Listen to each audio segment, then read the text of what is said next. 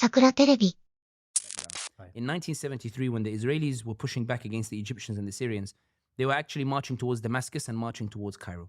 The reason that they backed off was because King Faisal turned off the oil, threatened to increase it by 5% every single day, or cut it by 5% every single day, increased the oil price. The Americans panicked. They rushed quickly to the Israelis and said to the Israelis, stop, we can no longer support you on this. And they even forced the Israelis to give concessions to the Egyptians and the Syrians and to withdraw from the lands that they had actually taken from the Syrians and from the Egyptians themselves. The point here being is that when they come together, they're capable of forcing the Americans to back down. I think as it stands at the moment, and even when you look at the stance of Saudi and the UAE in particular, you can see that there is not a unified stance whatsoever. You can see that, and I know that it's a brazen thing to say and it will cause shock for people, I actually argue that Saudi in particular is more in the Israeli camp than it is in the Palestinian camp by every measure possible. Yeah.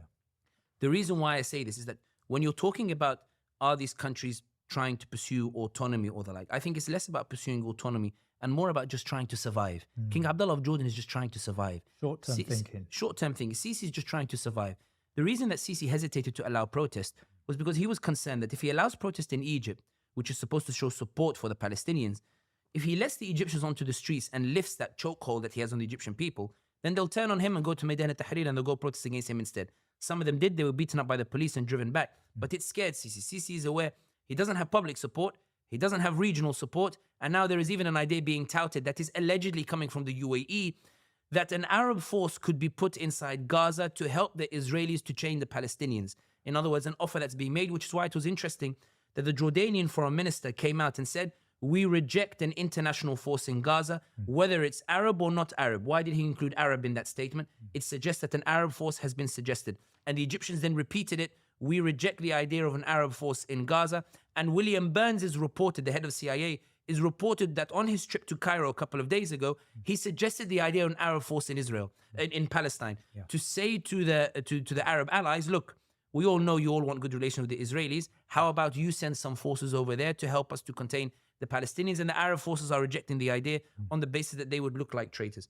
I think that when it comes to the pursuit of strategic autonomy, I think that applies only in the case of Saudi Arabia. And I'll explain what I mean. The Saudi Crown Prince Mohammed bin Salman has three main priorities at this moment in time. A NATO-style security agreement to push back against Iran and its proxies, a support for Vision 2030, and also the acquiring of nuclear technology to build a nuclear program.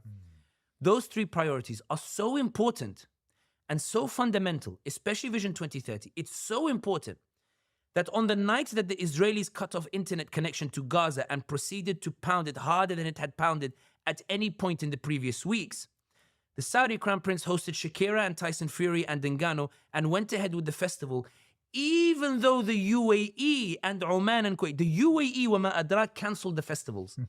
Oman and Kuwait had already cancelled them.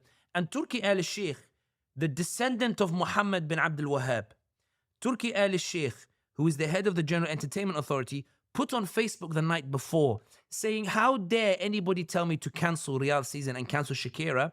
Name me one football match that was cancelled because of a political event. And he didn't even have the class to put at the end of it, may Allah have mercy on those who's happening on Gaza. The reason being is that bin Salman believes that the Riyadh season is absolutely fundamental to transforming the image of the kingdom. It's absolutely fundamental to showing the world that Saudi Arabia is moving forward, that Saudi Arabia is progressing, that Saudi Arabia is the new power.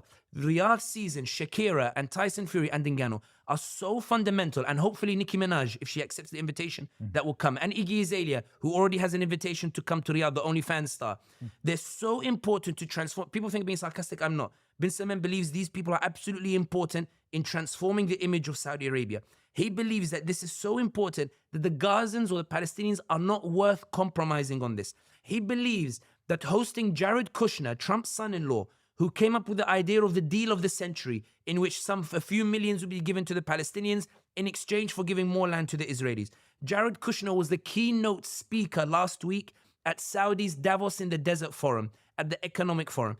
At his keynote speech, he lambasted the Palestinians, talk about the necessity of normalization of ties, and talk about the enthusiasm of the Abraham Accords and how it could achieve peace. A nation that is angry about what's happening in Palestine would never have received Jared Kushner or allowed him to speak in that way in the middle of the kingdom. Not only that, when Jared Kushner went back to the US and he spoke to, I think it was The Hill, or CNN, I think The Hill he spoke to, he said, when I went to Saudi Arabia, I found that the Jew is safer in Saudi Arabia than he is on college campuses in the US.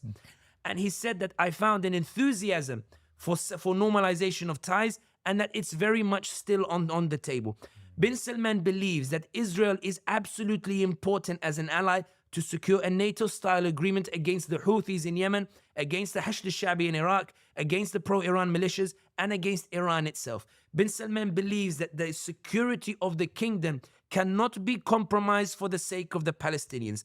10,000 Palestinians dying, including children, 10,000 Muslims dying, 10,000 Palestinians dying is not worth cancelling or compromising Vision 2030. It doesn't matter how many Palestinians die. Bin Salman believes that there is a necessity to normalize ties with Israel, to get the Americans to help to protect him against the Iranians, and to help to advance Vision 2030, to help build cities that look like Miami, to help advance the concerts in order to promote this new Saudi identity, in order to promote this new idea of what Saudi Arabia is meant to mean.